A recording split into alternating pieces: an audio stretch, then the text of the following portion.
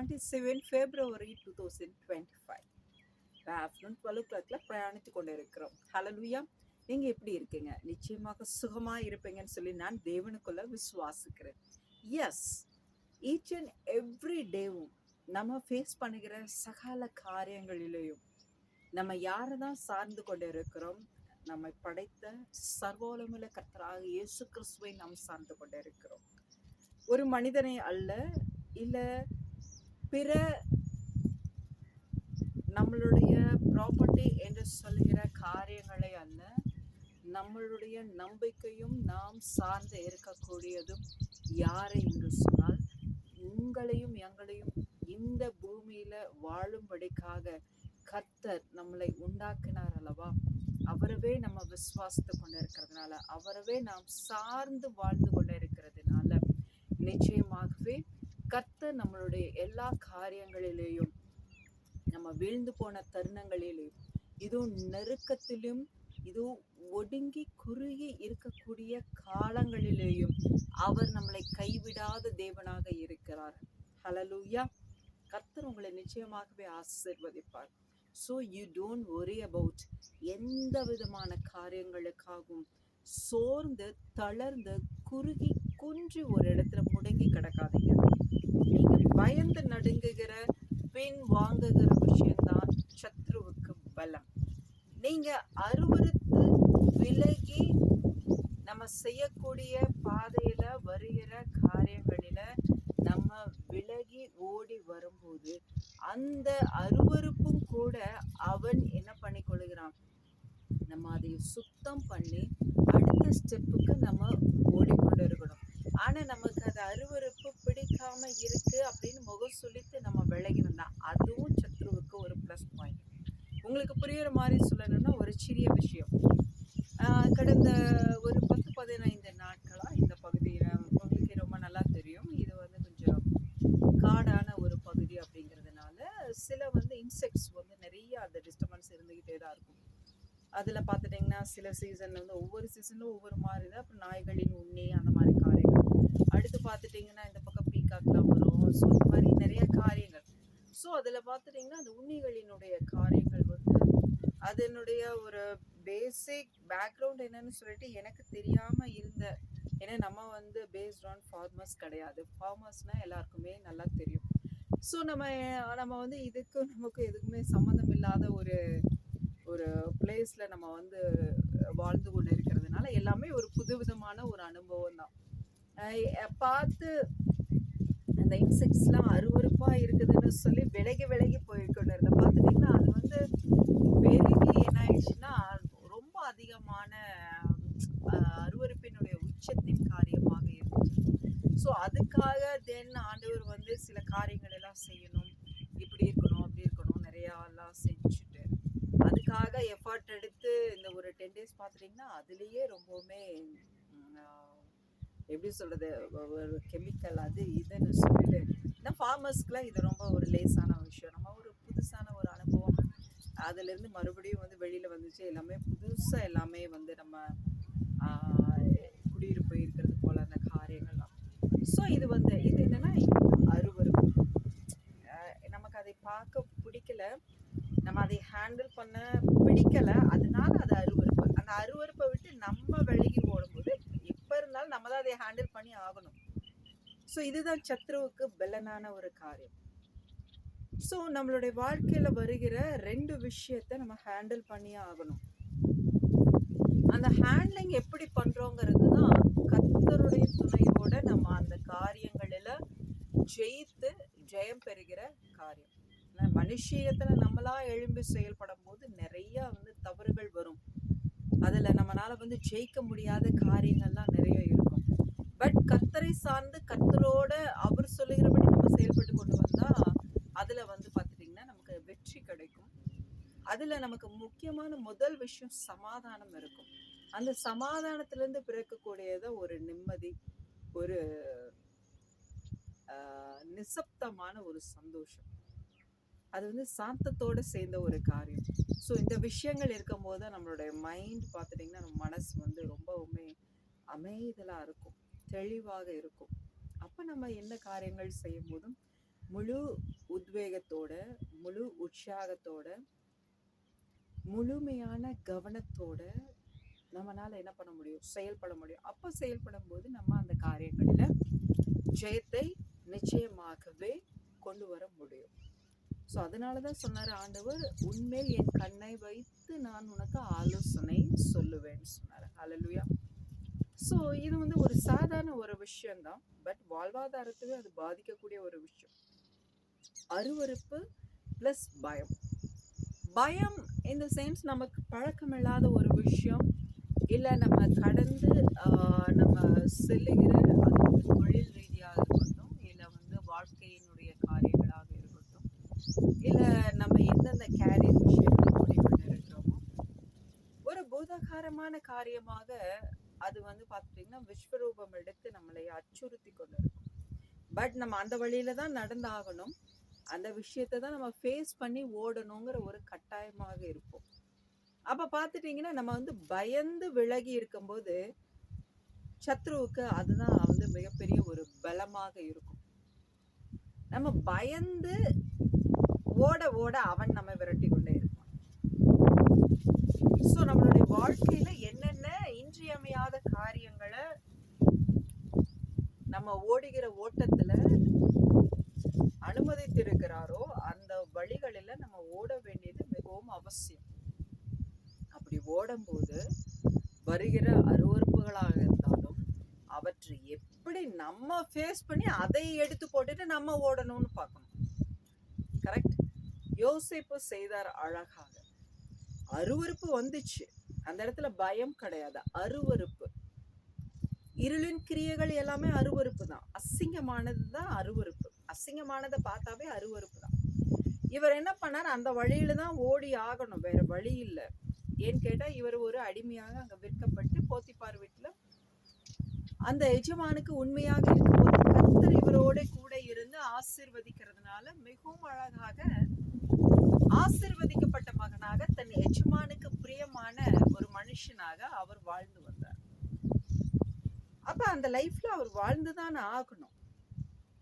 அதுல இருந்து அவர் குவிட்டாக ஓட முடியாது. அந்த இடத்துல ஒரு இருளின் கிரியை, அசுத்தம், அசிங்கம், அருவருப்பு அவரிடத்துல வருகிறது. அப்ப அந்த அருவருப்ப அது அவரிடத்துல இருந்து எப்படி எடுத்து போடணுங்கிறத அந்த இடத்துல அவர் ஹேண்டில் பண்ண விஷயம். அந்த இடத்துல ஹேண்டில் பண்ண விஷயம் ஃபைன். அப்ப அந்த இடத்துல அந்த அருவருப்புல ஹேண்டில் பண்ணி அவர் தேவனுடைய அந்த சத்திய வசனத்தின்படி வைத்து, நான் இந்த அருவருப்புல கை கோர்க்க மாட்டேன், நான் இந்த அசிங்கத்துல நான் பிரயாணிக்க மாட்டேன் அப்படின்னு அந்த அசிங்கத்தையும் அருவருப்பை தன்னிடத்துல இருந்து எடுத்து போட்டார். கரெக்ட். இதுதான் சொல்றது. அப்போ அந்த இடத்துல இருந்து அவர் எடுத்து போடும்போது யார் நின்று பார்த்தா? தேவனாகிய கர்த்தர் நின்று பார்த்தார். என்னுடைய மகன், அவன் எனக்கு பயப்படுகிறான். அதுதான் ஆண்டவர் சொல்றாரு. வெளியரங்கமாகாத ரகசியம் இல்லை, அறைக்கு வெளியில் வராத மறைப்பொருளும் இல்லை. நிச்சயமா ஒரு விஷயம் எல்லாருமே கவனிக்கணும். நம்மளுடைய அந்தரங்கத்துல செய்கிற காரியங்கள் கர்த்தர் கவனித்து கொண்டு இருக்கிறார். மனிதர்களுக்கு வேணா தெரியாம இருக்கலாம், குடும்பத்தில் இருக்கக்கூடிய உறுப்பினர்களுக்கு தெரியாம இருக்கலாம், சொல்ல போனா உங்க பெத்தவங்களுக்கு தெரியாம இருக்கலாம், உங்களுடைய கூட பிறந்தவங்களுக்கு தெரியாம இருக்கலாம், உங்க மனைவிக்கோ கணவனுக்கோ இல்ல உங்க நண்பர்களுக்கோ கூட தெரியாம இருக்கலாம். பட் உங்களை படைத்தவருக்கு தெரியும். உங்களுடைய வாழ்க்கையினுடைய உச்சம், உயர்வு, ஆசீர்வாதம் எதுல இருக்கு தெரியுமா? உங்களுடைய அந்தரங்கத்துல நீங்கள் ஒழுக்கமாக வாழ்கிற வாழ்க்கையில தான் அந்த ஆசீர்வாதம் இருக்கிறது. எஸ், அதைத்தான் ஆண்டவர் சொல்ற. பரிசுத்தமா இருக்கிறவன் இன்னும் பரிசுத்தமா இருக்கட்டும், அசுத்தமா இருக்கிறவன் இன்னும் அசுத்தமாக இருக்கட்டும். ஹல்லேலூயா. சோ பரிசுத்தம் என்கிற ஒன்று வெளியிலிருந்து வருகிற ஒன்று அல்ல, உள்ளிருந்து வருகிற ஒன்று. அது நம்மளுடைய அந்தரங்கத்துல முதல்ல சரீரத்தின் பரிசுத்தம். இந்த சரீரத்தின் பரிசுத்தத்தை நீங்க ஹேண்டில் பண்ண கற்றுக்கொள்வீர்கள். ஆனால் ரிமைனிங் இருக்கக்கூடிய எல்லா காரியங்களையும் மேற்கொள்வது ரொம்ப ஈஸி. பாத்துட்டீங்கன்னா, நான் உங்களுக்கு முதலே சொல்லியிருக்கேன், I am also one of the Hindu background தான் சொல்லிட்டேன். பார்த்துட்டீங்கன்னா அதுல ரொம்ப அழகா சொல்லியிருப்பாங்க.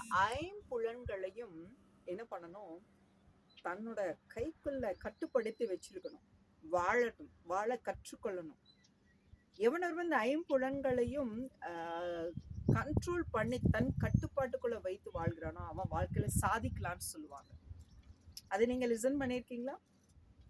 கண்ணு, காது, மூக்கு, நம்ம மனசு, நம்மளுடைய வாயின் வார்த்தைகள், நம்மளுடைய நடை உடை பாவனைகள், நம்மளுடைய குணாதிசயங்கள், நம்மை மீறி யோசிக்கக்கூடிய தேவையில்லாத அன்வான்டான அந்த காரியங்களை எல்லாம் கண்ட்ரோல் பண்ணி, ஆக்சுவலா இந்த விஷயங்கள் எல்லாமே பர்சனாலிட்டி டெவலப்மெண்ட் ஒர்க் ஷாப்ல ஆண்டவர் என்னோட கரத்துல கொடுத்து நான் பிஸ்னஸ் பண்ணிக்கிற அந்த காலத்துல பர்சனாலிட்டி டெவலப்மெண்ட் ஒர்க் ஷாப்பை பண்ண வச்சாரு.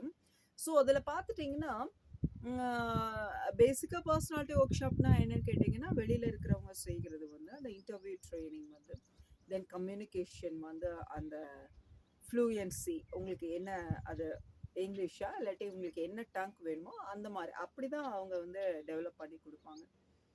பட் ஆண்டவர் நம்ம கரத்தில் கொடுத்த காரியமாக பார்த்துட்டிங்கன்னா மிகவும் அற்புதமா குணாதிசயங்களை பாருங்க. ஒரு விருட்சம், ஒரு மரம் மிகவும் அழகா ருசிகரமா ஆரோக்கியம் மிகுந்தனான ஃப்ரூட்ஸ் கொடுக்கணும் அப்படின்னா அதனுடைய ஆணி வேர்ல இருந்து வருகிற அந்த ஊட்டச்சத்து, அந்த மரம் மிகவும் நல்லதாக இருக்கும்போது ஆணி வேர்ல இருந்து எல்லாமே பராமரிக்கப்பட்டு ஆரோக்கியமாக இருக்கும்போது நிச்சயமா அதுல இருந்து பிறப்பிக்கக்கூடிய பிரான்ச்சஸ், கிளைகளும், அதுல இருந்து புறப்படுகிற காய்களும், பூ, காய், கனி அனைத்தும் பார்த்துட்டீங்கன்னா எப்படி உள்ளதா இருக்கும்?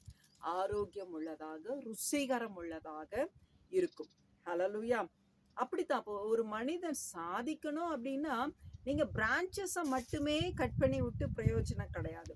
அதனுடைய ஆணி வேர்ல என்ன நோய்பட்டு இருக்கா, அதனுடைய ஆணி வேர்ல ஏதாவது பாதிப்பு இருக்கா, அதனுடைய கீழே தண்ணீர் கரெக்டா போகலையா, அதற்கு உரம் தேவைப்படுகிறதா, இல்லை நம்ம அதற்கு இன்னும்னா டேக் கேர் பண்ணணும். இந்த மாதிரி சில விஷயங்கள்லாம் பார்த்து பராமரிக்கும் போது உங்களுக்கு அருமையான அதனுடைய பலனை கொடுக்க ஆரம்பிச்சிடும். அதே சமயம் அந்த பிரான்ச்சஸும் தேவையில்லாத இடத்துல படரும் போது அதை நம்ம என்ன பண்ணதான் செய்கிறோம்? அதை கட் பண்ணி விடவும் செய்கிறோம். ஹல்லேலூயா. அப்போ நம்மளுடைய குணாதிசயம் என்கிற இந்த மரமாகிய இந்த மனிதன், அவனுக்குள்ள இருக்கக்கூடிய குணாதிசயம், அந்த குணாதிசயத்திலிருந்து புறப்படுகிற அந்த காரியங்கள், செயல்கள், கிரியைகள் இவன் எப்படிப்பட்ட குணாதிசயத்தோட இருக்கிறானோ அப்படிப்பட்ட செயல்கள், கிரியைகள் தான் அவன் செய்வான். ஹல்லேலூயா. அப்ப பாத்தீங்க, ஒரு திராட்சை செடி என்னதான் கொடுக்கும்? திராட்சை பழங்களை தான் கொடுக்கும். ஒரு முள் செடி என்ன கொடுக்கும்? அதனுடைய முட்களை தான் பிறப்பிக்கும். சோ திராட்சை செடி முட்களை பிறப்பிக்காது, அதே போல முட்செடி திராட்சை பழங்களை பிறப்பிக்காது.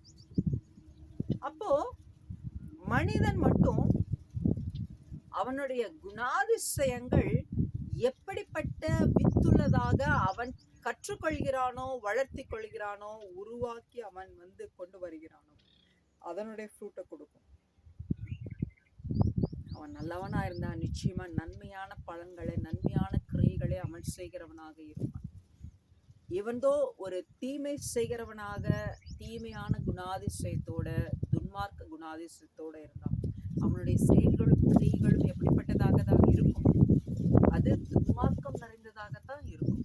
ஆகையினாலதான் கேரக்டர்ங்கிறது வெரி வெரி இம்பார்ட்டன்ட். ஸோ என்னுடைய அந்த பர்சனாலிட்டி டெவலப்மெண்ட் ஒர்க் ஷாப்ல கர்த்தர் கற்றுக் கொடுத்த காரியங்கள் எல்லா ஸ்டூடெண்ட்ஸ்களுக்குமே குணாதிசயங்கள் தான் கற்றுக் கொடுக்குறாரு. அந்த குணாதிசயம் ஸ்ட்ராங்கா, அழகா, நேர்த்தியாக இருக்கும்போது அப்போ அதுல செல்ஃப் கான்ஃபிடென்ட் இருந்து, கம்யூனிகேஷன் நம்மளுடைய ஐஸ், நோஸ், இயர்ஸ், நம்மளுடைய வாயினுடைய வார்த்தைகள், நம்மளுடைய மைண்ட் எப்படி திங்க் பண்ணணும், நம்ம எதையை உள்வாங்கிக் கொள்ளணும், இதெல்லாம் உள்வாங்க வேண்டாம், ஒமேட் பண்ணணும், இந்த மாதிரி நிறைய திரளான காரியங்கள் இதையெல்லாம் கற்றுக் கொடுத்து ஒரு மனிதனை உருவாக்கி வைக்கிறது அந்த பர்சனாலிட்டி டெவலப்மெண்ட் ஒர்க் ஷாப்ல அடியாள் கரத்துல கர்த்தர் கொடுத்து செய்த காரியங்கள். அதுதான் நான் செய்தேன்.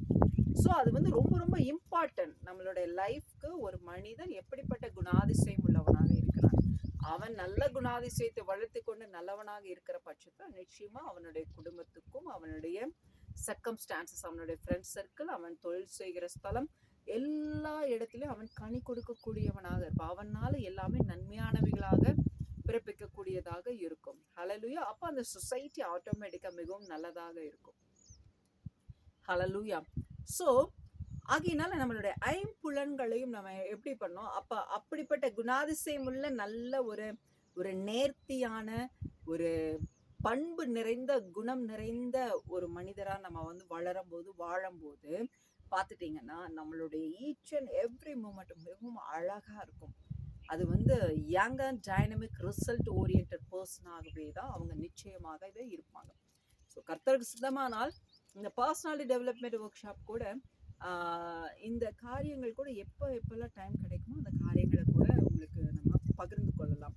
ஹalleluya. ஏன்னா இப்பவே பார்த்துட்டிங்கன்னா சில டாபிக்ஸ்ல வந்து ஆண்டவர் வந்து சில காரியங்களை செய்யணும்னு சொன்ன காரியங்கள் கூட நம்மளால அது வந்து கண்டினியூவா செய்ய முடியறதில்ல. ஏன்னா நம்ம வந்து எக்ஸ்பெக்ட் பண்ணாத நிறைய காரியங்கள் அந்த வேலைப்பளுகள் வந்து இங்க இருக்கிறதுனால நம்ம அதை வந்து கண்டினியூவா வந்து பண்ண முடியாத ஒரு சூழ்நிலையா இருக்கு. பட் இனிமேல் கொண்டு அந்த மாதிரி எந்த விதமான தடையும் வராம கர்த்தர் நேர்த்தியாக நடத்துவார். ஹalleluya. சோ நம்ம அந்த ரங்கத்துல எப்படி இருக்கணும், மிகவும் பரிசுத்தம் உள்ளவர்களாக இருக்கணும். நம்ம சரீரத்தை நம்ம மிகவும் பரிசுத்தம் உள்ளவர்களாக காத்து கொள்ளணும், நடந்து கொள்ளணும். ஹalleluya. ஸோ இது வந்து இந்த பரிசுத்தத்தை குறித்து நம்ம நிறைய வந்து பார்க்கலாம். அது வந்து திரளாய் இருக்கக்கூடிய காரியம். அந்த பரிசுத்தம் வந்து எதே பேஸ்டான் இருக்குன்னு கேட்டிங்கன்னா கேரக்டர் பேஸ்டான் இருக்கு. அது ஒவ்வொரு விதமான நம்மளுடைய அந்த தாட்ஸ், நம்மளுடைய பாயிண்ட் ஆஃப் வியூஸ், ஒவ்வொரு காரியத்தையும் ஒவ்வொரு விஷயத்தையும் பார்க்கிற காரியங்கள், செயல்படுகிறது, நம்ம அந்த ரங்கத்துல எப்படியெல்லாம் வந்து வாழணும், செயல்படணும், கண்ணியமாக இருக்கணும், எல்லா விஷயமும் இது எல்லாமே நம்ம வந்து பூரணமான ஒரு பண்பு நிறைந்தவங்களா இருக்கும்போது அவங்க நிச்சயமா திறமைசாலியாக இருப்பாங்க. அவங்க தான் ஸ்கில்டு பர்சன். அவங்க நிச்சயமாக எந்த காரியத்தை எடுத்து செயல்படும் போதும் கண்ணும் கருத்துமாக கவனமாக செயல்படும் போது அந்த காரியங்கள்ல எல்லாவற்றிலும் அவங்களுக்கு எப்படி இருக்கும், நல்லபடியா ரிசல்ட் கொடுக்கக்கூடியதா இருக்கும். ஹalleluya. கர்த்தருக்கு ஸ்தோத்திரம். ஆகையினால நம்ம வந்து யோசேப்பு அந்த இடத்துல என்ன பண்ணாரு, பண்பு நிறைந்த ஒரு மனிதனா நல்ல குணாதிசயம் உள்ளவனாக இருந்தார்.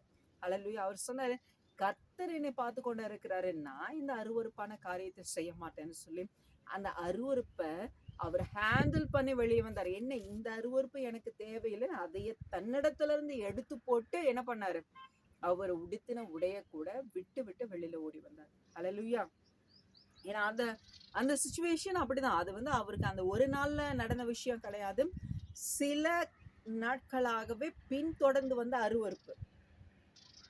அந்த அருவருப்ப சரி அவளை கண்டுக்காமலே நம்ம போகணும் இருக்கும்போது அதுதான் சத்ரு கையாண்ட காரியம். இவன் நம்மளை பார்த்து பயந்து போகிறான்டா, சோ நம்ம என்ன பண்ணுவோம், அவனை விரட்டி கொண்டு போகணும் அப்படின்னு சொல்லி அவள் மேலும் என்ன பண்ணா, இந்த மனிதனை தொந்தரவு பண்ணி கொண்டே இருந்தான். அப்ப அதற்குன்னு ஒரு சர்டன் ஸ்டேஜ் வந்துச்சு. கர்த்தர் தன்னுடைய மகனை காத்து வழி நடத்தி அந்த அசுத்தத்துல இருந்து தன்னை தீட்டுப்படுத்தி கொள்ளாம இந்த மகனை அழகா வெளியில கொண்டு வந்துட்டாரு. ஹalleluya. சரி, என்ன சிஸ்டர் இப்படி சொல்றீங்க, அப்புறம் அடுத்து அவர் என்ன உடனே வந்து வெளியிலயா வந்தாரு, சுதந்திரவாளியாகவா இருந்தாரு அப்படி இப்படின்னு நீங்க கேட்கலாம்.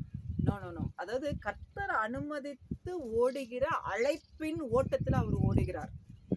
அந்த அழைப்பின் ஓட்டத்துல ஓடும்போது இந்த அருவருப்பு வந்துச்சு. இந்த அருவருப்பு வேண்டான்னு சொல்லி விலகி ஓடுகிறதுனால இவருக்கு ஒரு பனிஷ்மெண்ட் வந்துச்சு.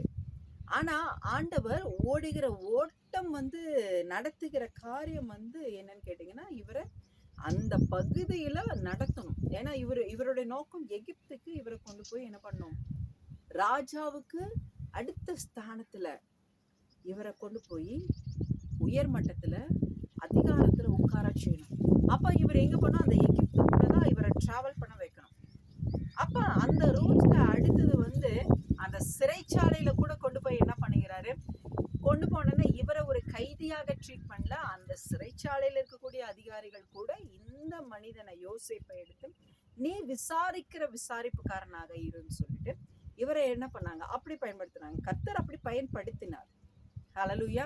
ஸோ அதற்கு ஏற்ற காலம் வந்துச்சு, ஒரு ஏற்ற வேலை வந்துச்சு. எகிப்து ராஜாவினுடைய பிரதானிகள் அங்க 2 பேரும் வந்தாங்க. அதுல 2 பேர் தரிசனம் காண்கிறாங்க. அந்த தரிசனத்துக்கு உண்டான, அந்த சொப்பனத்துக்கு உண்டான, அந்த கனவுக்கு உண்டான பலன்களை இதோ யோசேப்பு வந்து அறிவிக்கிறார். அது நிமித்தம் அப்பவே உடனே அவருக்கு ரிலீஸ் வரல. 2 வருடம் கழித்து அந்த மனிதன் வந்து பானபாத்திரக்காரனாக இருக்கிறார். அப்ப ராஜாவுக்கு, எகிப்தின் ராஜாவுக்கு ஒரு சொப்பனம் வருகிறது. பஞ்சகாலத்தை குறித்தது உண்டான காரியங்கள். அதை வந்து அவங்களுடைய மந்திரிகளோ அவங்களுடைய சாஸ்திரத்துல இருக்கிறவங்களோ யாருனாலையும் அவருக்கு விவரிக்க முடியாத ஒரு சூழ்நிலை வரும்போது என்ன பண்ணுகிறாரு, அதைய இந்த பானபாத்திரக்காரன் என்ன பண்ணுகிறாரு, சொல்லுகிறார். இந்த மாதிரி நான் என்ன பண்ணேன், எபிரேய ஒரு பிள்ளையாண்ட நான் பார்த்தேன். அவர் வந்து என்ன பண்ணினாரு, எனக்கு இந்த மாதிரி சொப்பனத்துக்கு உண்டான பலன்களை விவரிச்சு சொன்னாரு. அதே போலதான் நான் மறுபடியும் என்னுடைய, நீங்க என்ன உத்தியோகத்துல என்னை வச்சிருந்தீங்களோ அதே உத்தியோகத்துல நான் வந்து இருக்கிறேன். ஸோ அந்த பிள்ளையாண்ட நான் கூப்பிட்டா நான் என்ன பண்ணுவாங்க, நல்லா கரெக்டா சொல்லுவாங்கன்னு சொன்னா, அப்ப ஆண்டவருடைய அந்த அநாதி தீர்மானம் அந்த இடத்துல நிறைவேற்றப்படுகிறது. நீங்க நல்லா கவனிக்கணும். ஹல்லேலூயா. அப்ப பாத்துட்டீங்கன்னா எகிப்தின் ராஜாவினுடைய முன்பதாக கொண்டு வந்து யோசேப்பு நிறுத்தப்படுகிற போது கர்த்தர் அந்த மகனை என்ன பண்ணுகிறாரு, ஃபிராக்ஷன் ஆஃப் செகண்ட் தான் அந்த எகிப்து ராஜாவுக்கு தோன்றின அந்த சொப்பனத்தை யோசேப்பு வந்து விவரிச்சு சொல்லுகிறார்.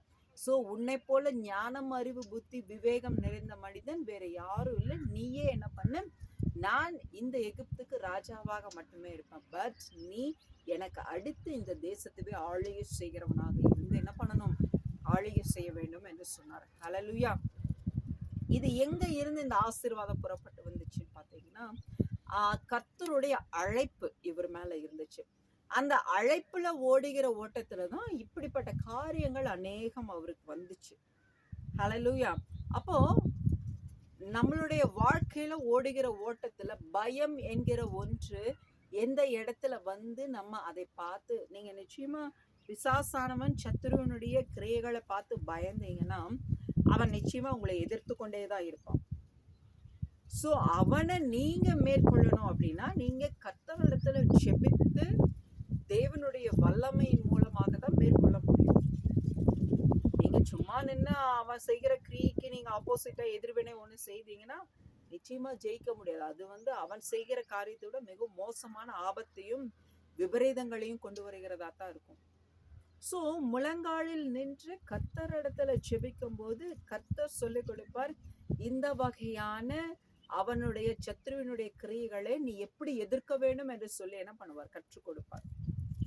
இன்னொரு விஷயம், கர்த்தருக்கு சித்தமானால் கர்த்தர் இந்த வாய்ப்பை தருவாராக.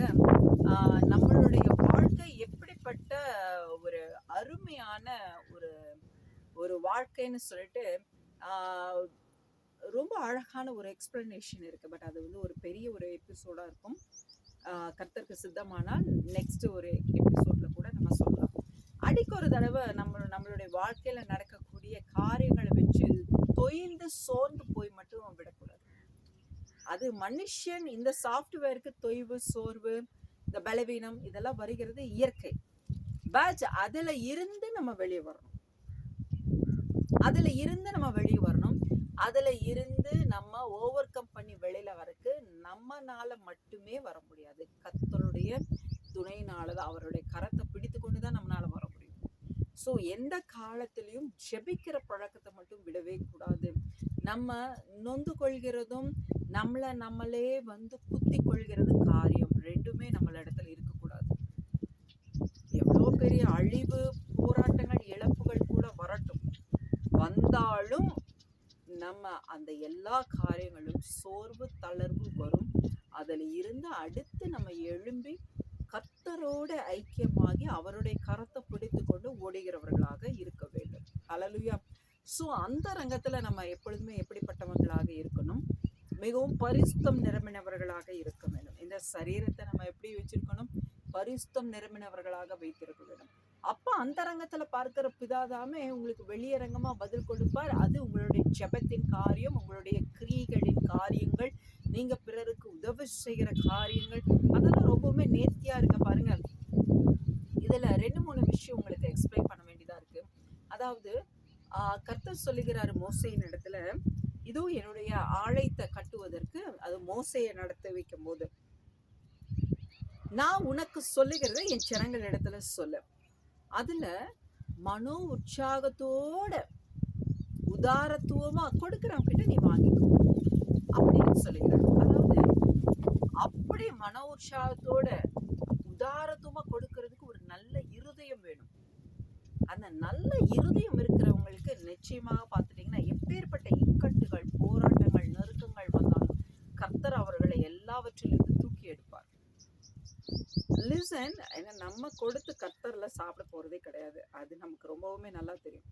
பட் கர்த்தருடைய ஆசாரியர்கள், கர்த்தருடைய ஆலயம், கர்த்தருடைய சித்தத்தை நிறைவேற்றுகிற அந்த ஆசாரியர்கள் ஓடுகிற ஓட்டத்துக்கு நம்ம விதைக்கிறதும் நம்ம கொடுக்கறதும் தான் அதுக்கு ஆதாரமாக இருந்து செயல்பட போகிறது. ஹல்லேலூயா. ஸோ மோசே சொல்ல போது அதுல கர்த்தர் மன எப்படி உற்சாகத்தோட உதாரத்துவமா கொடுக்கிறவங்களுடைய இருதயத்தை என்ன பண்ணாரு, அவர் திருப்பினார். ஹல்லேலூயா. அவர் ஆசீர்வதித்தார். பார்த்துட்டீங்கன்னா அப்படிப்பட்ட ஞானமுள்ள ஸ்திரீகள் கொண்டு கொடுத்தாங்க. என்னென்ன காரியங்கள் பழைய ஏற்பாடுல நம்ம அதை படிச்சோம்னா வெரி வெரி இன்ட்ரெஸ்டிங். ஓகே, அடுத்து ஏன்னா ஒவ்வொரு டாபிக் எடுத்தாலும் திரளாய் வரும். கர்த்தருடைய வார்த்தையும் அவருடைய காரியங்களை நம்ம எக்ஸ்பிளைன் பண்ணக்கூடிய விதங்களும் அது அப்போ it will be take so many hours. So அதனால இந்த டாபிக்ஸ் கூட கர்த்தருக்கு சித்தமானால் இனி வருகிற நாட்களில் கூட டீட்டெயில்டாக பார்க்கலாம். இப்போ நான் கொஞ்சம் எந்த அளவுக்கு ஷார்ட்டாக சொல்ல முடியுமோ அந்த அளவுக்கு ஷார்ட்டாக சொல்கிறேன். அடுத்து பார்த்துட்டிங்கன்னா இது மன உற்சாகத்தோடு கொடுக்கறது. அடுத்து பார்த்துட்டிங்கன்னா பொருத்தனை பண்ணி கொடுக்கறது. அப்போ பொருத்தனை நம்மளுடைய நெருக்கம், ஆபத்து, போராட்டம், பிரச்சனைகள் மத்தியில் பார்த்துட்டிங்கன்னா நீங்கள் பொருத்தனை பண்ணுகிறத கர்த்தர் நிச்சயமாக கேட்குற தேவனாக இருக்கிறார். பார்த்துட்டிங்கன்னா அப்படித்தான் ராஜா என்ன பண்ணினார், இஸ்ரவேலின் ராஜா இல்லை நியாயாதிபதிகள் காலத்தில் அவர் அந்த இடத்துல நின்று அவர் ஜெபித்தது. எல்லா சத்துருக்களும் இந்த சாரட் கிட்ட இவர் மேல அம்பு எய்கிற அந்த தருணத்துல கர்த்தாவே நீர் என்னை உயிரோட வைத்து திரும்பவும் என்னுடைய தேசத்துக்கு திரும்பி செல்ல நீர் கிருபை தருவீரானால் நான் முதலாவது என் கண்ணில் படுவது இருக்கோ அதை நான் உங்களுக்கு சர்வாங்க தகனம் வழியா கொடுப்பேன்னு சொன்னாரு. பட் கர்த்தர் பொருத்தனையை கேட்டார். அப்ப அதே போல அவரும் செய்து முடித்தார். பட் நம்ம கொஞ்சம் என்ன பண்ணணும், கொஞ்சம் ஞானமாய் பொருத்தனை பண்ணணும். அவசரத்துல வாய் தவறி சொல்லிவிட்டேன் செய்து விட்டேன்னு சொல்லிட்டு அந்த மாதிரி இல்லாம நம்மளால முடியாத விஷயமாக இருந்தாலும் கர்த்தருக்காக நான் இது கஷ்டப்பட்டு இந்த காரியத்தை செய்வேன் அப்படின்னு சொல்லிட்டு இருக்கக்கூடியது கூட நீங்க என்ன பண்ணலாம், அது பொருத்தனையா செய்வது.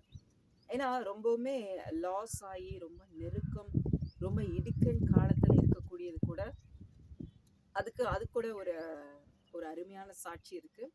அதுவும் நான் அடுத்து உங்களுக்கு சொல்றேன். பார்த்துட்டிங்கன்னா உதாரத்துவமா கொடுக்கக்கூடிய இருதயம். அடுத்து பொருத்தனை பண்ணி நீங்க செலுத்துகிறது. மூன்றாவது காரியம் பார்த்துட்டிங்கன்னா உங்களுடைய தசம பாதம் நீங்க உங்களுடைய ஏர்னிங் அமௌண்ட்ல இருந்து கொடுப்பது. அடுத்தது நீங்க காணிக்கையா நீங்க கொடுக்கணும்னு நினைத்து நீங்க செய்வது. சரி, இது எல்லாமே உதாரத்துவமா மனதோட இருக்கிறவங்க. அடுத்து பார்த்துட்டிங்கன்னா கர்த்தருடைய நாமத்தினால இவங்களை நான் தாங்குகிறேன், கர்த்தருடைய நாமத்தினால இவங்களுக்கு நான் உதவி செய்கிறேன். இந்த ஒரு உதவி பார்த்துட்டிங்கன்னா ரொம்ப ஸ்பெஷலான ஒரு உதவி, ஒரு ஸ்பெஷலான ஒரு ஆசீர்வாதம். அதாவது இது தசமபாத காணிக்கை இல்லை, அப்புறம் வெறும் காணிக்கையும் அல்ல, அடுத்து பொருத்தனையும் அல்ல, ஆலயத்தின் காரியத்துக்காகவும் அல்ல. இது எல்லாமே விதைக்கும் போது கர்த்தர் கொடுக்கிற ஆசீர்வாதம் மிகவும் அபரிமிதமானது. அடுத்தது ஒரு கேட்டகிரி, இவங்க கர்த்தருக்காக ஊழியம் செய்றாங்க. கர்த்தருக்காக இவங்க இந்த பாடுகளின் மத்தியில பிரயாணித்து தேவனுக்காக ஊழியத்துல வைராக்கியமா ஓடுகிறாங்க அப்படின்னு கர்த்தருக்காக. எப்படி அந்த இடத்துல வேற எந்த ஒரு அட்ரஸும் கிடையாது, கர்த்தருக்காக இவங்களுக்கு. அப்போ அதுக்காகன்னு செய்யறவங்களுக்கு கர்த்தர் மிகப்பெரிய ஒரு ஆசீர்வாதம், ஒரு பெரிய பெரிய அற்புதங்கள் அதிசயங்கள் செய்கிறார் தெரியுமா உங்களுக்கு. இந்த டாபிக் வச்சு நான் உங்களுக்கு நெக்ஸ்ட் ஒரு நல்ல டீட்டெயில்டா நிறைய சாட்சிகள் நான் உங்களுக்கு சொல்லுகிறேன். கர்த்தருக்கு சித்தமானால் நீங்களும் கூட அந்த மாதிரி செய்யலாம். ஏன்னா ஒரு இதுல சொன்னாங்க, ஒரு சகோதரி சொன்னாங்க, ஒரு பகுதியில வந்து அந்த ஊழியத்துல பாத்துட்டீங்கன்னா அநேகத்தை அவங்க கோடி கோடியா சைட்டு பிளாட்டு எல்லாமே வாங்கி போட்டு மறுபடியும் அநேகத்தை வாங்கணும்னு சொல்லி கேட்குறாங்கன்னு சொல்லி. ஆக்சுவலா நம்ம யாருக்காக நம்ம இந்த காணிக்கைகளும் செலுத்துகிறோம்? கர்த்தருக்காக. கரெக்ட்? ஏன் கர்த்தருக்காக செலுத்துகிறோம்? கர்த்தருடைய சித்தம் இந்த பூமியிலே நிறைவேறணும். கர்த்தருடைய ஆலயத்தினுடைய காரியங்கள், அதுல வாழ்ந்து கொண்டிருக்கிற ஆசாரியர்கள், தேவனுடைய வேலையை செய்கிறவங்க பிழைக்கணும். ஸோ இந்த காரியத்துக்கு தான் ஆண்டவர் இதை எல்லாத்தையும் கொடுத்திருக்கிறார் ஆசீர்வாதம். அப்போ எந்த இடத்துல மிகுதியாக நிரப்பப்படுகிறதோ அங்க வந்து மறுபடியும் கொடுத்து என்ன பிரயோஜனம்? கட்டடத்துக்கு மேல கட்டடம் கட்டணும்னா இந்த கடைசி காலத்தினுடைய காரியங்கள் இல்ல. பாருங்க, அதாவது கர்த்தருக்காக மட்டுமே அவருடைய சித்தத்தை செய்யணும்னு ஓடுகிறவங்க அநேகர் இருக்கிறாங்க. அப்போ அவங்களுடைய அழைப்புகளும் வித்தியாசம். எலியாவுக்கு எந்த விசுவாசி மூலமாக கொடுக்கப்பட்டது பாருங்க. அதே போல எலிசாவை பாருங்க. அநேக காரியங்கள், அதாவது எலியாவை போல அழைக்கப்பட்டவர்களும் இன்றைக்கும் இருக்கும். ஈவன் தோ நம்மளுடைய ஊழியங்களும் அந்த மாதிரிதான்.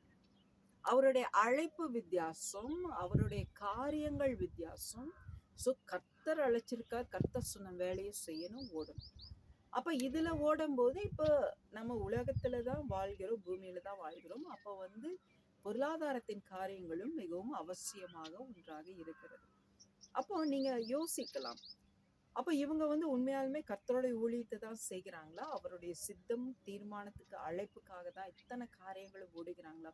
இப்போ இவங்களெல்லாம் தாங்கலான்னு சொல்லிட்டு நீங்க அந்த மாதிரி எல்லாம் தாங்கலாம். ஸோ பில்டிங் மேல பில்டிங் கட்டுறதுக்கு கொடுக்கறதுக்கு அதுலயே நம்ம இந்த இடத்துல யோசிக்க வேண்டிய விஷயம். அதுதான் சொல்லு, கர்த்தருடைய ஆவியினால் நடத்தப்படுவோமானால் நிச்சயமா ஆவியானவர் சொல்லுகிறத காதுள்ளவன் கேட்க கடவன். அப்போ இந்த வார்த்தைகள் கூட உங்களுடைய காதுல துணிக்கும் போது நிச்சயமா ஆவியானவர் உங்களிடத்துல இடைப்படுவார். ஸோ நம்மளுடைய ஊழியம், நம்மளுடைய காரியங்களும் மிகவும் திரளாக இருக்கிறது. இது கர்த்தருடைய அழைப்புல கர்த்தர் செய்ய காரியங்கள். ஸோ நீங்க இந்த ஊழியத்தை எல்லாம் நீங்க தாங்கலாம். நீங்க எங்களை வந்து தொடர்பு கொண்டு கூட ஆண்டவருடைய இந்த தரிசனத்தின் காரியங்கள்ல நீங்களும் பங்கெடுக்கலாம். ஹல்லேலூயா. ஸோ இத்தனை விஷயத்திலும் ஒரு விஷயம், அந்த ரங்கத்துல பார்க்கிற பிதாதாமே வெளியரங்கமா பதில் கொடுக்கிறார். நம்மளுடைய ஜெபத்தை அவர் நம்ம கூனி குறுகி நெருக்கத்துல ஒடுக்கத்துல இருக்கும்போது நம்ம கண்ணீர் வடிக்கக்கூடிய அந்த காரியம் அந்த ரங்கத்துல அவர் பார்க்கிறார். நம்மளுடைய பரிசுத்தத்தை அந்த ரங்கத்துல பார்க்கிறார். நீங்க கர்த்தருடைய நாமத்துக்காக நீங்க கொடுத்து உதவி செய்கிறத அந்த ரங்கத்துல பார்க்கிறார். அடுத்தது அதான் சொன்னாரு, வலது கை கொடுக்கறது கூட இடது கைக்கு தெரியக்கூடாது. உங்க இடது கையில கொடுக்குறீங்கன்னா அது இந்த ரைட் ஹேண்ட் கொடுக்குறீங்க. ஆனா இப்போ வந்து இந்த மாதிரி கர்த்தருக்குள்ள உண்மையா இருக்கிற அப்படிப்பட்ட தேவனுடைய பிள்ளைகளையும் நான் பார்த்து இருக்கிறேன். ஓகே, ஆகையினால நீங்க அப்படிப்பட்டவங்களா தான் இருக்கணும். நிஜமா கர்த்தருக்காக பொருத்தனை பண்ணினத அந்த ஆசாரியன் உங்களை பிரைஸ் பண்ணணும்னு நினைச்சாலே உங்களுக்கு வந்து அந்த ஆசீர்வாதம் போயிடுச்சு. கர்த்தருக்காக நீங்க தசம பாகம் கொடுக்குறீங்க, உங்களை ஆசீர்வதிக்கணும்னு தான் நீங்க விதைக்கிறீங்க. இன்னைக்கு பாருங்க, ஃபார்மர்ஸ் வந்து நெல் விதைக்கிறாங்க. ஈசாக்கு வந்து விதைச்சாரு. அது 1 30 60 100 பலன் கொடுத்தான். விதைச்சீங்கன்னா தானே பலன் கிடைக்கும்.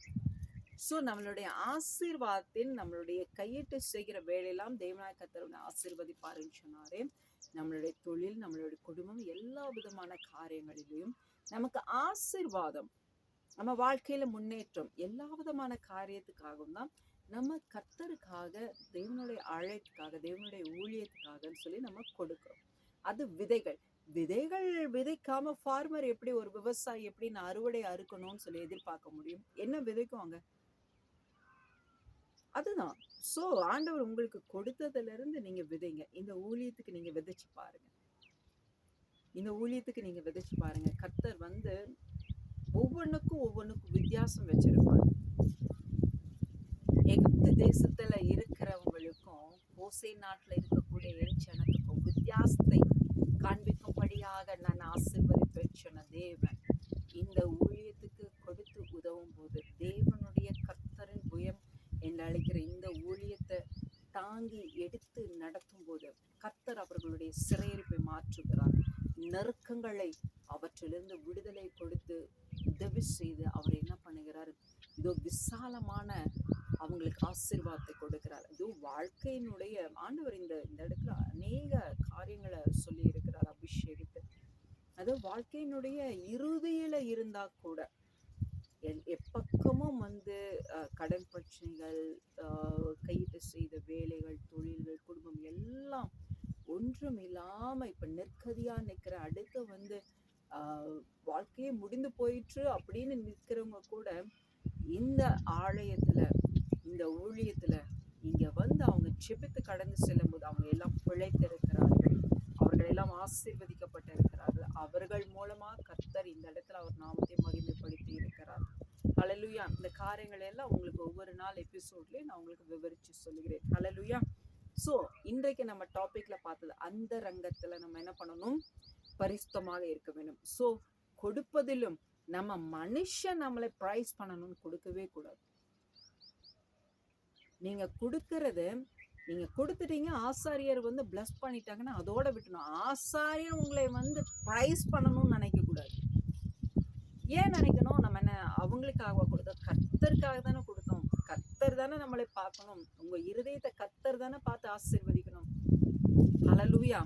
சோ கர்த்தருடைய சித்தத்துக்கு நீங்க கை கொடுக்கும் போது, கர்த்தருடைய சித்தத்துக்கு ஓடுகிற அந்த எலியாவினுடைய அந்த காரியங்களுக்கு பாருங்க, சாரிபாத் என்கிற ஊர்ல அந்த ஏழை விதவை இருந்தாங்க. அவங்களிடத்திலே ஒன்றும் இல்லை. நீங்க அதுதான் அந்த இடத்துல நல்லா புரிஞ்சுக்கணும். அவங்களிடத்திலே இல்லை. அவங்களுடைய பிள்ளையும் அவங்களும் சாப்பிட்டு மறிச்சு போகணும்னு நினைச்சு அந்த விறகுகளை பொறுக்கி கொண்டு இருக்கிறாங்க. அப்போ அந்த அப்பமும் அந்த எண்ணெயும் அவங்க 2 பேருக்கு சாப்பிட்டு ஒரு சிறிய அப்பம் சுடுறதுக்கு தான் இருந்திருக்கு. ஆனா எலியாவை அந்த இடத்துல ஆண்டவர் அனுப்பும் போது இந்த மகளை ஆசீர்வதிக்கணும் தேவனுடைய சித்தம். ஆகையினாலதான் கர்த்தர் என்ன பண்ணினாரு, அந்த எலியாவை இந்த சாரிபாத் ஊர்ல கூட இந்த ஏழை விதவை இந்த மனுஷியினுடைய வீட்டுல தங்கி இருக்க கர்த்தர் சொல்லி இருந்தார். சோ அதனாலதான் எலியா கேட்டார். என்னன்னு கேட்டாரு, எனக்கு கொஞ்சம் குடிக்க தண்ணியும் நீ சாப்பிடறதுக்கு முன்னாடி ஒரு சின்ன அப்பமும் கொண்டு வா அப்படின்னு. அப்ப அந்த அம்மா சொல்றாங்க, ஆண்டவரே நானும் என்னுடைய மகனும் சாப்பிட்றதுக்கு இவ்வளோண்டுதான் இருக்கு, அது ஒரு அப்பம் தான் வரும், அதே அந்த அம்மா என்ன சாப்பிட்டு இறந்து போகணும்னு சொல்லிதான் அதை செய்ய போறேன். ஆனாலும் எலியா சொல்லுகிறார், நீ சுடுகிறது முதல் அப்பத்தை எனக்கு கொண்டு வந்து கொடு அப்படின்னு. அப்போ அந்த அம்மா வந்து ஒன்றும் சொல்லலை. சரி, அப்போ அவர் வந்து மிகவும் பசியில இருக்கிறார், இவங்களே ரொம்ப பசிதான். அப்போ அதை சுட்டு கொண்டு போய் கொடுக்குறாங்க. இவங்களுடைய அப்பத்தினுடைய மாவும் எண்ணெயினுடைய அளவும் எவ்வளோ இருந்துச்சோ அது அப்படியே இருக்கு. ஒரு அப்பம் சுடுறதுக்கு தானே வரும்னு சொன்னாங்க. அப்போ ஒரு ஸ்பூன் இவ்வளோன்னு இருந்திருக்கும் எண்ணெய். அந்த எண்ணெய் ஊற்றி அந்த மாவு இவ்வளோன்னு இருந்திருக்கும். ஒரு அப்பம் மட்டும் சுட்டுருக்காங்க. அப்ப அதை எடுத்துக்கொண்டு எலியாவுக்கு கொடுத்துட்டு திரும்பி வந்து பார்க்கும்போது அதே அளவு அப்பமும் எண்ணெயும் மாவும் குறையாம இருந்துச்சு. மறுபடியும் சுட்டுட்டு பாக்குறாங்க, அதே அளவு எண்ணெயும் மாவும் குறையாம இருக்கு. ஹல்லேலூயா. ஸோ எலியாவுக்கு கொடுத்த அந்த பஞ்சகாலம் முடிகிற வரைக்கும் அந்த ஏழை விதவை வீட்டுல என்ன அப்பமும் எண்ணெயும் குறைவில்லாம நிரம்பி இருந்தது. ஹல்லேலூயா. ஸோ இன்றைய நாள் நான் உங்களிடத்துல வந்து நின்று பேசும்போது இதெல்லாம் சொல்லணும், நான் பேசணும்னு வரல. பட் கர்த்தர் தாமே இந்த காரியங்களை, ஏன்னா உங்களை ஆசீர்வதிக்கணும் தேவன் வந்து சித்தம் கொண்டுள்ளார். அதுக்கு தேவனுடைய சித்தத்தை செய்யணும். அந்த தேவனுடைய சித்தத்தை செய்கிற இந்த ஊழியத்துல உங்களுடைய கரமும் இருந்து கர்த்தர் உங்களை ஆசீர்வதிக்க வேண்டும் என்கிற காரியத்துலதான் ஆண்டவர் வந்து இன்றைக்கு இந்த விஷயத்தையும் கொண்டு வந்து உங்களிடத்துல சொல்லி இருக்கிறார். ஹல்லேலூயா. ஸோ உற்சாகமா கொடுக்கணும். ஐயோ நம்ம ஏன் கொடுக்கணும், இல்ல 1000 நம்ம நம்மளை வந்து அப்படி ப்ரைஸ் பண்ணணும், இப்படி ப்ரைஸ் பண்ணணும், இல்லாட்டி என்னுடைய இருக்கிறதுலேருந்து கொண்டு போய் கொடுக்குறேன். இந்த மாதிரி சில ஒரு தேவையில்லாத ஒரு எண்ணங்கள் சிந்தனைகளை வரும் பாருங்க. அப்படிலாம் கொடுக்கவே வேஸ்ட்டு. அதான் சொன்னாங்க, அந்த ஆண்டவர் வந்து இயேசு கிறிஸ்து ஆலயத்துல வந்து அவங்க பிரசங்கித்து கொண்டு இருக்கும்போது எல்லாரும் இருக்கிறதுல இருந்து கொண்டு வந்து கொடுத்தாங்க. ஆனா ஒரே ஒரு ஒரு தாய் என்ன பண்ணாங்க, தன்னிடத்துல இருக்கிறது எல்லாத்தையும் கொடுத்தாங்க. அவங்க இடத்துல இருந்ததே அந்த ஒரு நாணயம் தான். அதுதான் அவங்க சாப்பாட்டுக்கு. அதையவே கொண்டு வந்து கொடுத்தாங்க. ஸோ கர்த்தர் அவங்க மேல ரொம்ப பிரியமா இருக்கிறாங்க. ஸோ உங்களுடைய சிறையிருப்பு, உங்களுடைய கட்டுகள், உங்களுடைய போராட்டங்கள் எல்லாவற்றிலிருந்தும் கர்த்தர் ஒரு பெரிய விடுதலை கொடுப்பார். இந்த ஊழியத்துல நான் வந்து பார்த்து சாட்சியாய் அநேகரை பார்த்து கர்த்தருக்கு வந்து நன்றி சொல்லியும் மகிமைப்படுத்தி கொண்டு இருக்கிறதும் இதுதான். இதுல ஒரு சின்ன விஷயம் மட்டும் நான் உங்களுக்கு சாட்சி சொல்றேன். ஏன்னா எந்த இடத்துலயுமே சாட்சிகள் சொல்றதுக்கு டைம் இல்லைன்னா ஓடிட்டே இருக்கேன். ஒரு சின்ன சாட்சினாலும் சொல்லிடுறேன். அதாவது வெளியூர்ல இருந்து ஒருத்தர் வந்து கால் பண்ணியிருந்தாரு. கால் பண்ணியிருந்து பார்த்துட்டிங்கன்னா அவங்க வந்து சொல்லியிருந்தாங்க, இந்த மாதிரி சிஸ்டர் நான் வந்து ஒரு பிரின்சிபலாக இருக்கேன், ஒரு கிறிஸ்டியன் ஸ்கூலில் தான். ஆனாலும் சில காரியங்களினால அவருக்கு கிடைச்ச சில பனிஷ்மெண்ட், சில காரியங்கள், அவங்க வாழ்க்கையில் நடந்த விஷயங்களினால என்ன ஆயிடுச்சு, ஒரு 3 வருடங்களாக அவங்களுக்கு சம்பளமே போடலையா. அவங்களும் சில விஷயங்கள் எல்லாம் மேற்கொண்டுட்டு வந்துட்டாங்க. இப்போ வந்து சேலரி போடலாம், அவங்களுக்கு அதில் எவ்விதத்திலே தடைகள் இல்லைதான். இருந்தாலும் சில ஒரு கான்ட்ரானால அதை போடாமலே வைத்து கொண்டே இருந்திருக்கிறாங்க. ஸோ அந்த சார் வந்து எனக்கு கூப்பிட்டு இந்த மாதிரி இருக்குங்க அப்படின்னு சொல்லி பேசினாங்க. அப்போ வந்து கர்த்தரிடத்துல ஒரு ஜெபம் செய்தோம். ஆண்டவர் பார்த்துட்டிங்கன்னா அது வரைக்கும் அவங்களுடைய ஃபைல் மூவ் பண்ணாம இருந்த, அவங்களுடைய அட்மின்ல இருந்த, அந்த பர்சனல் டிபார்ட்மெண்ட்ல இருந்து, அவங்களுடைய மேனேஜிங் டைரக்டர் எல்லாருமே ஜெபம் பண்ணி முடிச்ச உடனே முதலாவதாக அவங்களுடைய ஃபைலுக்கு சைன் போட்டு கொடுத்துருக்காங்க. இதை பார்த்தோன்னா அவருக்கு அவ்வளோ ஆச்சரியம். 3 வருட காலங்களாக எனக்கு சம்பளமே வராது, இந்த ஃபைலை இவங்க சைன் போட்டு அனுப்பிச்சாதான் எனக்கு அடுத்து அவங்க வந்து சேலரியை கொடுக்க முடியும், அதுக்கப்புறமும் மேற்கொண்டு நிறைய ப்ராசஸிங் இருக்கு அப்படின்னு சொல்லிட்டு. ஏன்னா இது வந்து ஒரு ஒரு ப்ரைவேட்லேருந்து வருகிற ஒரு சேலரி கிடையாது, இதில் கொஞ்சம் டைப்ஸ்லேருந்து வருகிறதாமா. ஸோ அதனால அவங்களுக்கு அந்த மாதிரி நிறைய இக்கட்டு நெரிசல்கள். முதலாவது இவங்க 2 பேரும் சைன் போட்டு கொடுத்துருக்காங்க.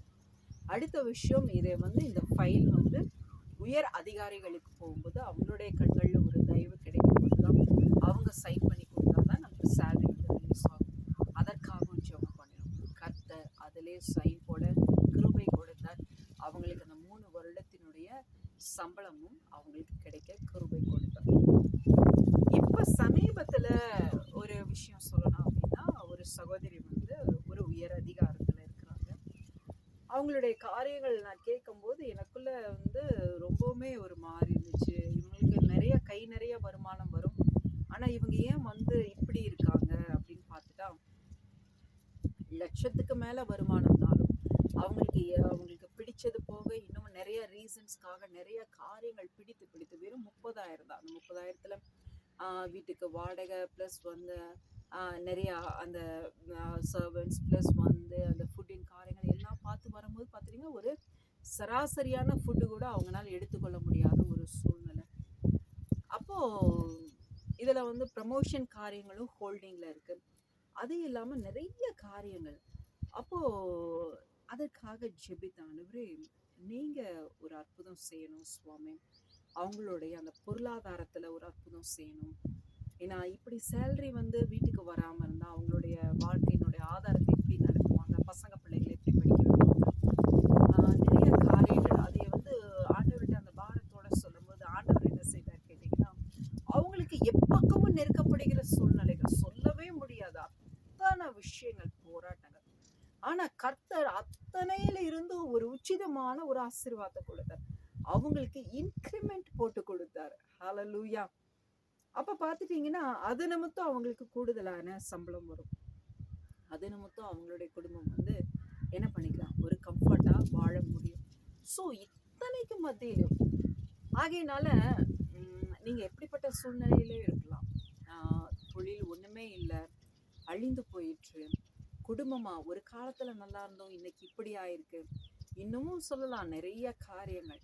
ஆனா அத்தனையிலும் கர்த்தரால அற்புதம் செய்ய முடியும். இன்னைக்கு நான் உங்களிடத்துல வந்ததே, இந்த 2 ராஜாக்கள்ல ரொம்ப பெரிய ஒரு அற்புதத்தை தேவன் செய்திருந்தார். அந்த விஷயத்த சொல்லிதான் நான் உங்களுக்காக சிறையிருப்புல இருக்கிறவங்களுக்காக ஜெபிக்கணும்னு சொல்லி வந்து நின்னேன்.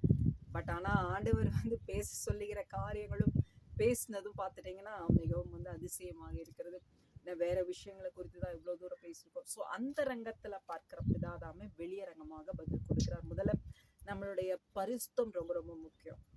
அந்த ரங்கத்துல நம்ம பரிசுத்தமா இருக்கணும், பரிசுத்த சிந்தையோடு இருக்கணும். இது எப்படிங்க ஹோலினா இந்த வேர்டே ரொம்ப பரிசுத்தமா இருக்கு. இது எப்படி நம்ம செயல்படணும்? Very simple. அதாவது அசுத்தம் அருவருப்புன்னு இருக்கிற காரியங்களை முதல்ல சரீரத்தை தொடுகிற அருவருப்பான காரியங்களை விலக்கி போடுங்க.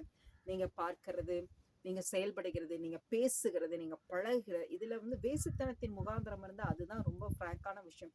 அதை கட் பண்ணி வெளியே யோசிப்பு எடுத்து போட்ட மாதிரி எடுத்து போட்டுடுங்க. அதுல முதல் பரிசுத்தம்.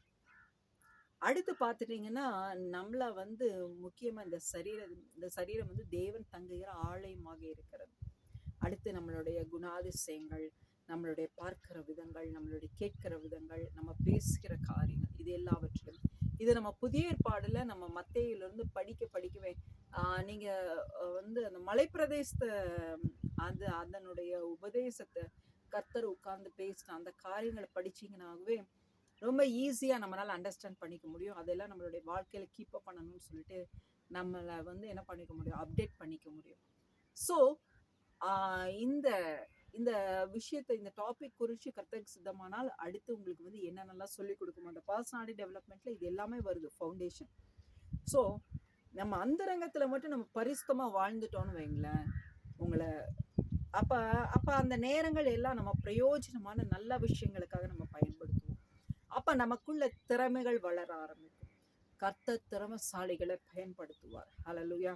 அவர் சும்மா வேஸ்டா ஒண்ணும் இல்லாம லேசினஸா இருக்கிறவங்க அப்படியெல்லாம் பயன்படுத்தவே மாட்டார். நீங்க வேதத்துல படிச்சு பார்த்துட்டீங்கன்னா அநேக முறை சொல்லியிருக்கிறார், திறமையுள்ளவனை எடு, திறமையுள்ளவர்களை தேர்ந்தெடு. மோசையின் இடத்துலயும் சொல்லியிருக்கிறார், யோசுவாவின் இடத்துலயும் சொல்லியிருக்கிறார். நல்லா உன்னிப்பா கவனிச்சு பார்த்தோம்னா கர்த்தருடைய அந்த காரியங்கள் ரொம்ப அழகா புரியும். ஸோ நம்மளுடைய திறமைகளை நம்ம வளர்த்தி கொள்ளணும். உலகத்துல நம்ம ஜெயிக்கணும்னா திறமை இல்லாம நம்மளால ஜெயிக்க முடியாது. அதுவும் வந்து நல்ல குணாதிசயத்தோட நன்மையான விதத்துல வந்து நம்ம என்ன பண்ணணும், நம்மளை நம்ம டெவலப் பண்ணிக்கொள்ளணும். ஸோ கர்த்தருக்கு சித்தமான இந்த காரியங்களை குறிச்சுலாம் நம்ம நிறைய பார்க்கலாம். அதுக்குன்னு அந்த பர்சனாலிட்டி டெவலப்மெண்ட் அந்த காரியத்தை கூட இதுல ஒவ்வொரு நாளும் ஒவ்வொரு டாபிக் வைஸா கூட நம்ம கொடுக்கறதுக்கு தேவனுக்கு சித்தமானால் அவர் கொடுக்கிற நாட்களில அந்த காலங்களில நம்ம அதை கொடுக்கலாம். ஹல்லேலூயா. இப்பொழுதும் கர்த்தர் நமக்கு இன்றைய நாளை கற்றுக் கொடுத்தது உதாரத்துவமா கொடுக்கிறவனிடத்துல கர்த்தர் வந்து பிரியமா இருக்கிறாரு.